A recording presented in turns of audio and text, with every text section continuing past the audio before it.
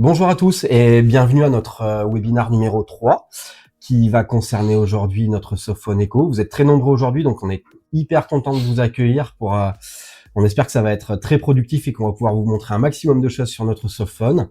Je vais commencer par me présenter. Donc moi c'est Benjamin. Pour ceux qui m'ont pas encore vu lors de webinaires ou qui m'ont pas eu au téléphone ou en contact tout court, ça fait un petit peu plus de 6 mois que je suis chez IP Connect.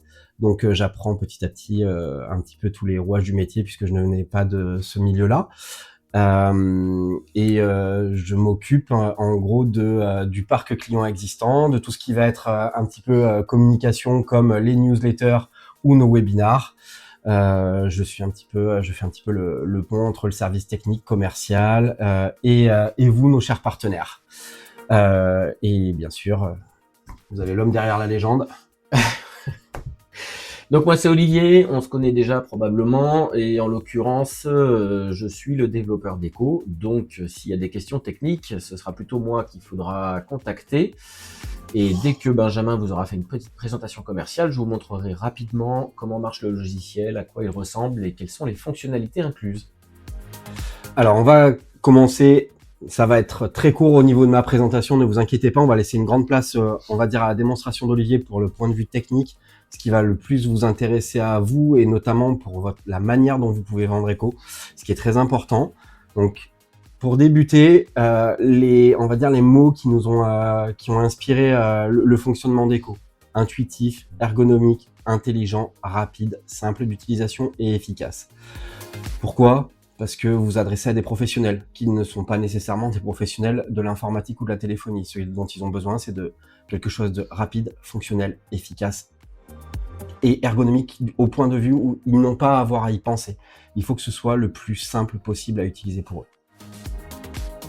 Alors, pour le déploiement, ce qui a été fait de la part d'Olivier, c'est que c'est un déploiement immédiat avec l'auto-provisioning.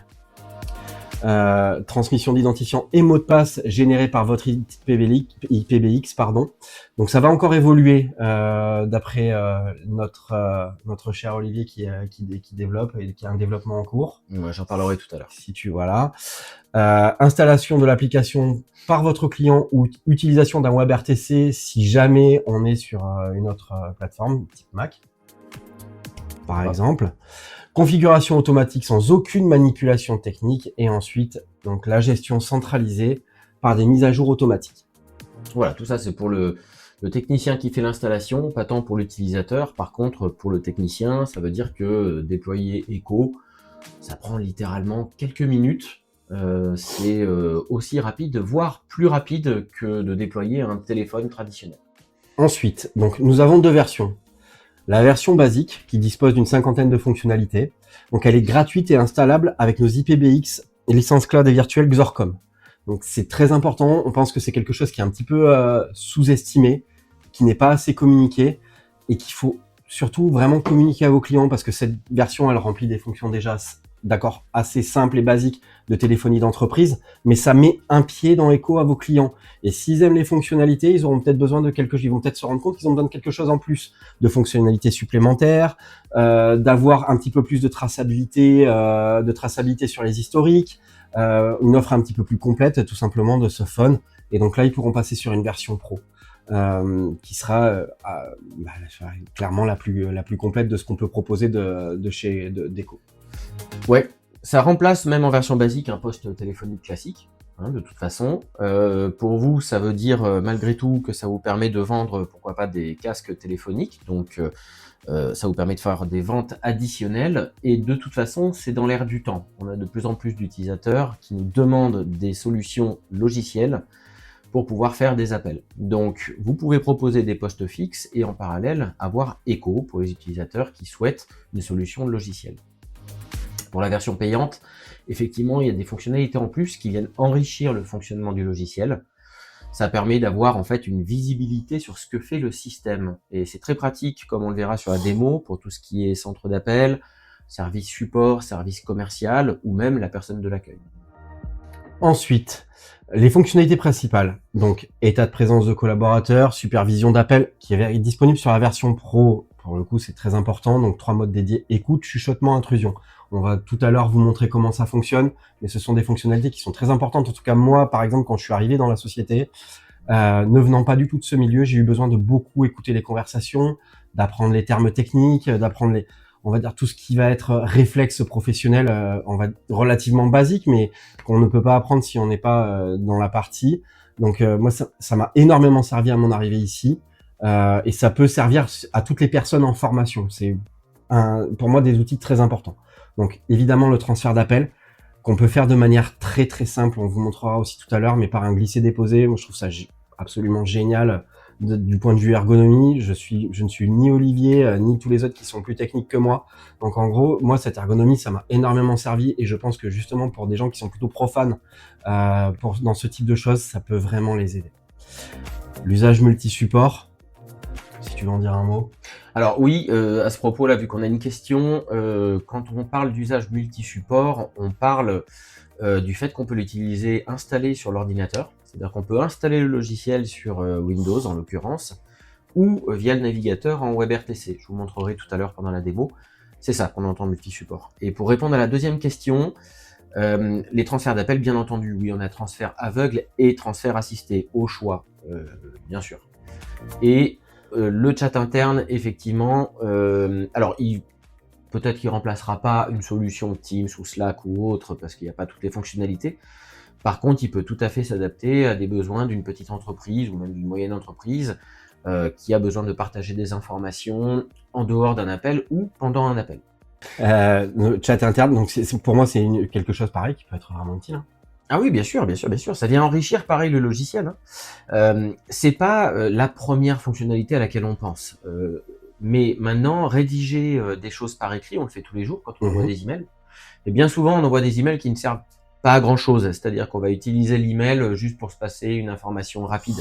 À ce moment-là, le chat permet une instantanéité de l'échange qu'on retrouve sur la voix et qu'on peut mettre en parallèle d'une conversation.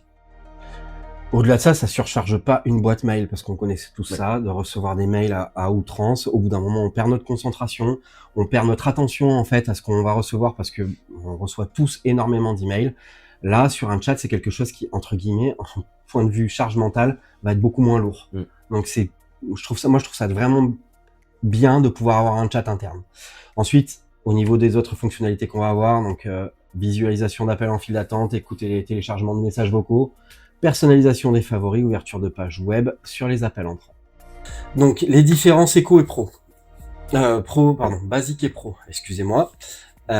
17 fonctions d'appel, dont 5 exclusives à la version pro. Appel vidéo, voilà, conférence, tout simplement, enregistrement, écoute, chuchotement et intrusion. On en a parlé tout à l'heure. 6 fonctions d'agenda, dont 2 exclusives à la version pro, historique d'appel dans la fiche de contact, création de rappel depuis l'annuaire. 5 fonctions collaborateurs, dont 2 exclusives à la version pro, statut en ligne et BLF. Favoris, chat, queue, messages vocaux, rappel, raccourci, clavier, appel à l'action, pop-up, appel uniquement disponible à la version pro. Donc quand on dit que, c'est file d'attente. D'accord ? Oui, c'est ça. Au niveau des appels, je l'ai mis en version anglaise, mais c'est file d'attente. Et enfin, au niveau de l'interface utilisateur, les fonctions génériques et diverses, numéros abrégés, sont identiques sur les deux versions. Donc on a quand même une version basique qui est plutôt sympa. Et c'est pour ça que pour nous, on trouve vraiment intéressant que vous en parliez, puisque chaque client que vous allez équiper en Xorcom peut avoir cette version basique, et chaque client peut mettre le pied dedans. C'est vraiment hyper important. Et pour vous, n'oubliez pas une chose, c'est que quand vous leur mettez le pied dedans et qu'ils apprécient, vous avez un moyen de faire une vente additionnelle en leur vendant Echo. Et c'est un revenu supplémentaire que vous allez vendre à l'année. Donc c'est un récurrent.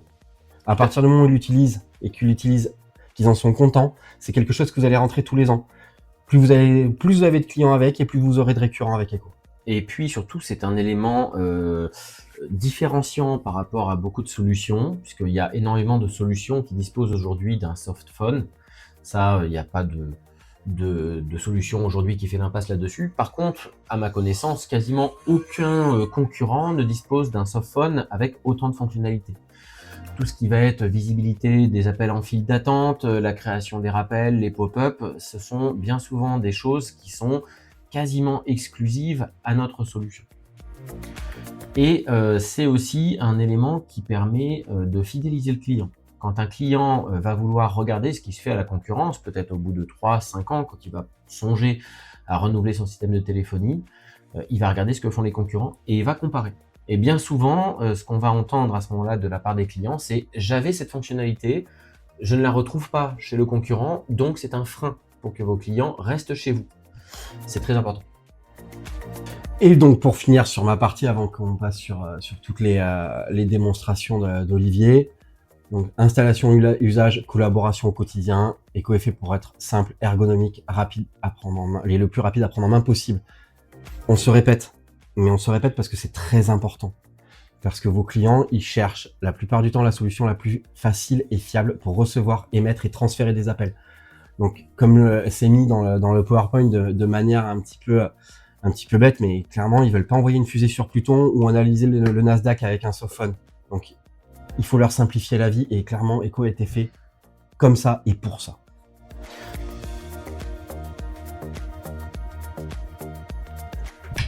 Donc cette démonstration, on va commencer par comment est-ce qu'on lance le logiciel. Donc pour rappel, il y a une version qui est installée sur le système d'exploitation, c'est celle que je vais vous montrer.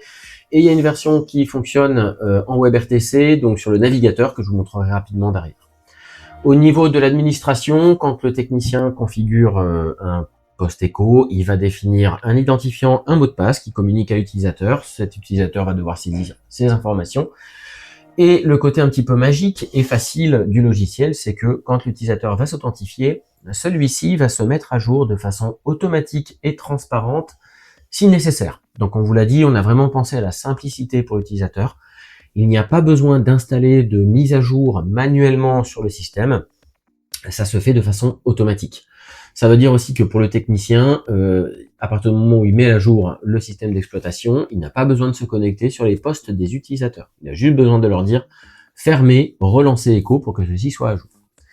Je me connecte, j'ai le téléchargement de la version et l'application qui s'ouvre. Là voilà, je vais la mettre en plein écran. Donc l'application, elle est composée de 3 éléments dans l'interface. Une partie menu et recherche dans la zone supérieure, les favoris à gauche et la zone centrale qui va s'adapter en fonction du menu choisi. Au niveau des menus, j'ai la page d'accueil qui va me permettre de faire des recherches globales et de gérer mes appels. J'ai la page de répertoire qui me permet de visualiser tous les contacts qui sont ici floutés puisque c'est l'utilisation, le poste réel de Benjamin, donc on a des informations qui peuvent être sensibles. On a la numérotation rapide, le speed dial en anglais, qui est très connu par les personnes qui utilisaient des systèmes de téléphonie un peu plus anciens, donc c'est des raccourcis. On a la gestion des collaborateurs de l'entreprise, où on va voir tous les collaborateurs, la liste des postes, l'état des postes et les fonctions dont parlait Benjamin tout à l'heure, l'écoute, le chuchotement, la conférence, enfin l'introduction dans l'appel. Donc pour rappel, l'écoute, c'est une écoute discrète. Ça permet d'écouter quelqu'un de façon discrète sans que cette personne ne l'entende. Le chuchotement, ça permet d'écouter et de chuchoter aux collaborateurs. Et enfin, l'introduction dans l'appel, ça consiste à rentrer dans l'appel. Donc pour vous donner un exemple, si je clique sur écouter discrètement Hervé, je vais avoir mon appel qui s'affiche et j'entends la conversation d'Hervé. Bien sûr, ces fonctionnalités sont désactivables par l'administrateur. Hein. Tout le monde ne peut pas avoir accès à ces fonctionnalités. Il faut que ce soit activé dans le système d'exploitation, dans le système de téléphone. Et on le répète, c'est des choses qui peuvent être très utiles en formation. Vraiment, c'est très important d'en parler à vos clients, de le montrer et de le montrer et de bien dire que c'est sur la version pro. Hein, donc ça va vous faire rentrer du récurrent aussi. Mais c'est pour tous les organismes où il va y avoir de la formation. C'est hyper utile. Voilà. On a également un petit salon de discussion où on va pouvoir échanger des messages, comme on l'a dit tout à l'heure, textuels. On va pouvoir partager des petits fichiers. Ça remplacera peut-être pas un Teams ou un Slack, mais par contre, ça peut dépanner, ça peut permettre d'envoyer une petite information. J'ai besoin du dossier, je suis en ligne avec un client, je peux envoyer un message à Jérôme, Jérôme pourra me répondre, il pourra m'envoyer éventuellement un fichier. C'est vraiment très fluide. Si bien sûr le logiciel est réduit, on aura une petite notification qui va apparaître, qui va nous indiquer qu'on a un message en attente. On a bien sûr l'historique des appels. Historiques qui ne sont pas limités à la journée, mais on va pouvoir choisir des journées sur une période de temps. Et historique qu'on va pouvoir consulter pour d'autres utilisateurs si l'intégrateur, l'installateur du système de téléphonie nous en a donné l'autorisation. Donc ici, par exemple, Benjamin a le droit de consulter l'historique de tous les appels. Donc il voit les appels d'Olivier. Bien sûr, je peux en afficher plus.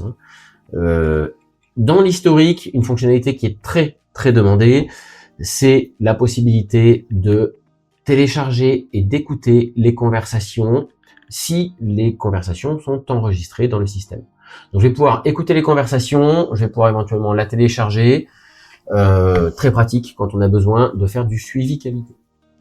Les files d'attente, donc là je vais voir les files d'attente en temps réel, c'est-à-dire qu'un appel qui va rentrer dans une file d'attente va s'afficher ici avec le temps d'attente et les appels sont ordonnés. L'appel le plus en haut sera le prochain appel pris, l'appel le plus en bas sera le dernier appel pris. C'est très pratique, ça vous permet de voir déjà la charge d'appel sur un système, si le service support est débordé ou le service commercial. Ça permet aussi de voir si des clients VIP sont en attente et ça peut permettre de les prendre tout de suite en ligne sans qu'ils aient besoin d'attendre. En plus de ça, on voit l'état des personnes qui sont connectées dans la file d'attente. On voit également l'état des personnes qui sont agents dynamiques. Pour rappel, dans une file d'attente, un agent peut être statique, c'est-à-dire qu'il est toujours connecté, c'est notre cas ici, ou dynamique, c'est-à-dire qu'il doit se connecter et se déconnecter, comme c'est le cas par exemple dans la file commerciale de Olivier et Flavien qui ne sont pas connectés. On peut se connecter, se déconnecter, se mettre en pause. Par exemple, Benjamin peut passer en pause dans la file. Tout le monde voit qu'il est en pause. On sait à quelle heure est-ce qu'il est passé en pause. Donc c'est vraiment très fluide pour les centres d'appel, les services support, les services commerciaux. On va pouvoir voir les messages dans la boîte vocale. Alors, il n'y en a pas dans la boîte vocale de Benjamin, mais très pratique. Si vous n'utilisez pas la fonctionnalité d'envoi de messages par email, ça vous permet de voir les messages, de les télécharger, de les écouter, de les supprimer. La gestion des rappels. Donc, un rappel, c'est en cours de conversation ou en dehors d'une conversation, la possibilité de programmer un appel à faire vers une personne ou un numéro de téléphone. À l'heure dite et à la date dite, le logiciel va vous rappeler qu'il y a un appel à faire. Par exemple, si je programme un rappel à 15h30, rappel à faire, avec une petite faute de saisie, vers un numéro, le logiciel va automatiquement me rappeler que j'ai ce rappel à faire. Bien sûr, l'appel ne sera pas fait automatiquement. C'est moi qui le lancerai manuellement, puisque le logiciel n'est pas capable de savoir si vous êtes derrière l'ordinateur. Et enfin, les paramètres. Au niveau des paramètres, pour aller très très vite, les paramètres les plus appréciés au niveau des paramètres audio, c'est la possibilité de contrôler le casque connecté au logiciel, c'est-à-dire décrocher, raccrocher, passer en muet depuis le casque en appuyant sur le bouton. Si jamais votre casque n'est pas supporté, vous aurez la possibilité sur le site echo.ipconnect.fr d'ajouter, de faire une demande d'ajout du casque. Je vais essayer de vous le montrer. Quand je me connecte sur le site echo.ipconnect.fr, depuis Chrome ou depuis Edge, très important, je peux cliquer ici sur cet onglet et ici, je vais pouvoir demander l'ajout de mon casque, si celui-ci est détecté, en mettant la marque, le modèle et en cliquant sur le bouton envoyer par email ou copier les capacités. Donc n'hésitez pas à le faire quand vous voyez que le casque n'est pas supporté. Si celui-ci apparaît sur la page web ici dans cette zone, n'hésitez pas à me l'envoyer, je peux l'ajouter très rapidement. Enfin, deuxième fonctionnalité très appréciée, c'est l'ouverture des pop-up. Ah, j'ai mon rappel à faire. Donc, vous voyez que je peux l'annuler, le différer ou rappeler, on va l'annuler. L'ouverture des pop-up, ça permet d'ouvrir des fiches CRM, de CRM en ligne ou de faire des recherches sur des sites internet. En l'occurrence, je vais tout simplement mettre l'adresse du CRM, entre accolades number pour mettre automatiquement le numéro de téléphone du contact qui est en train de m'appeler et je vais pouvoir choisir d'ouvrir la fiche en cours de sonnerie ou au décrocher. Il y a plein de petites fonctions en plus, il nous faudrait 1 heure pour en parler, très honnêtement. Donc n'hésitez pas à nous demander une démonstration privée ou une démonstration avec votre client qu'on fera avec plaisir.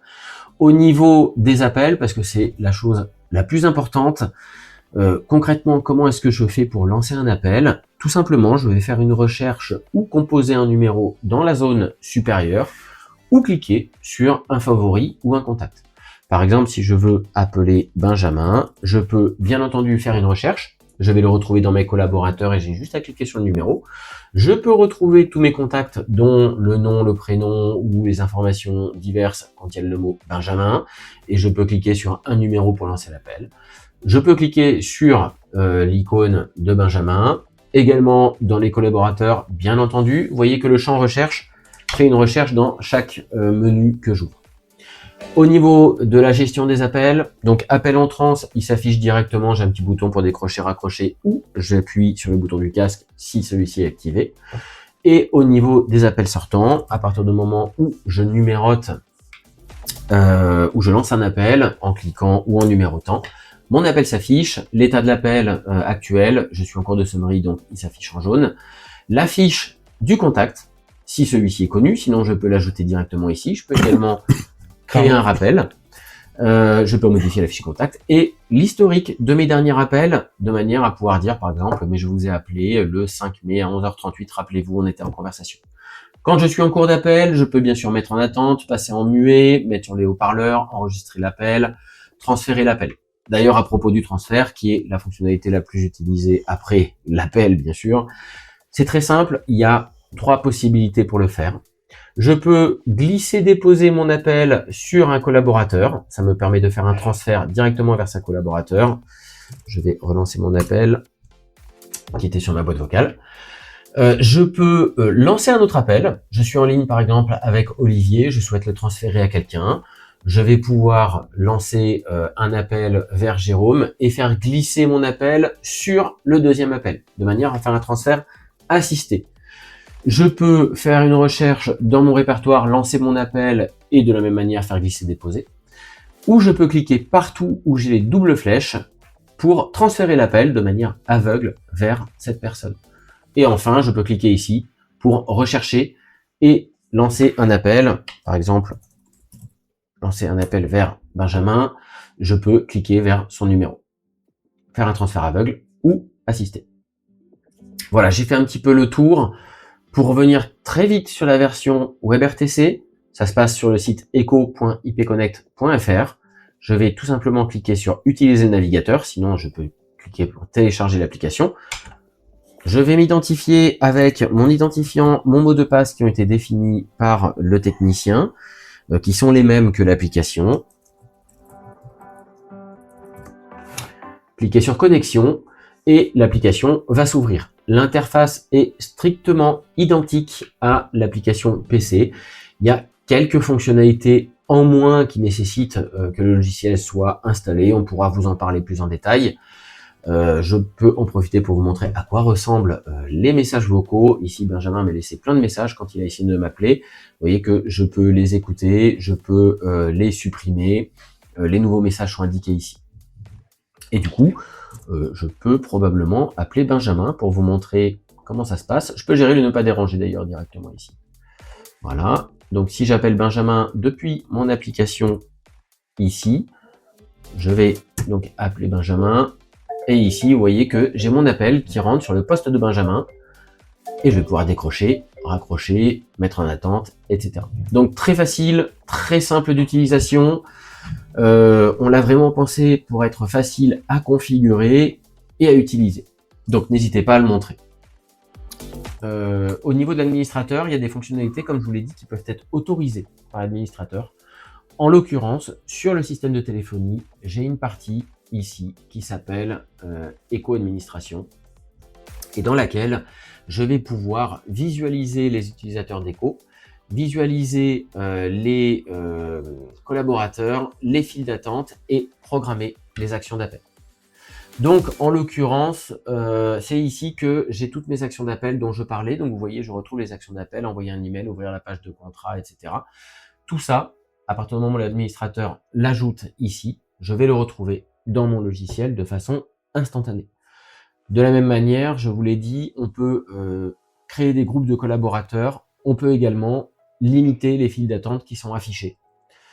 Pour vous montrer très rapidement, par exemple ici, la file d'attente qui s'appelle test, actuellement affichée sur le poste de Benjamin ici, je peux la masquer de manière très simple pour Benjamin.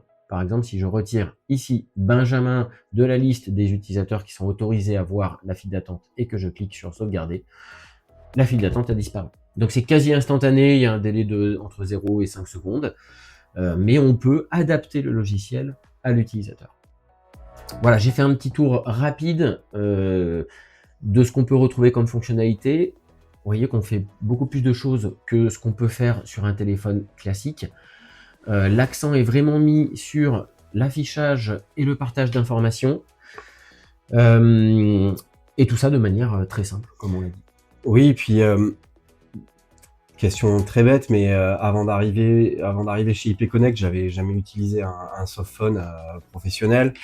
Et en fait, depuis que je suis ici, je n'utilise absolument que ça. J'ai un poste, un DECT dans mon bureau que je n'ai utilisé que pendant 2 jours lorsque j'ai eu un problème avec mon casque.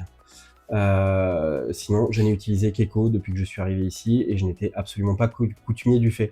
Donc, c'est quelque chose de facile et d'ergonomique. Croyez-moi, je suis vraiment pas doué à la base techniquement dans le milieu. Donc, si moi j'ai pu m'y faire, vos clients y arriveront. Et c'est vraiment comme ça que ça a été pensé par Olivier.